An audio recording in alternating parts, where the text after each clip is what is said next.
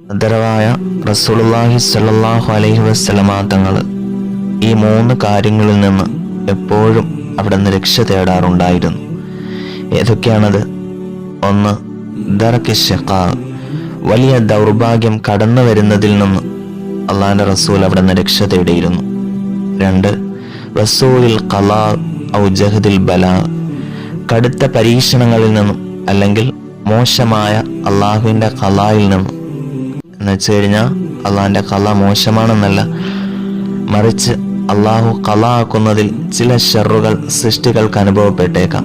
അപ്പോൾ അതിൽ നിന്ന് രക്ഷ ലഭിക്കുവാൻ വേണ്ടി ഹബീബായ നബി തങ്ങൾ ദുആയിരുന്നിരുന്നു. 3.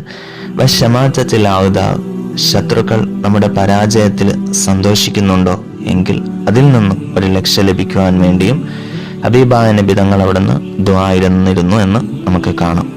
അപ്പോൾ ആ ഹബീബ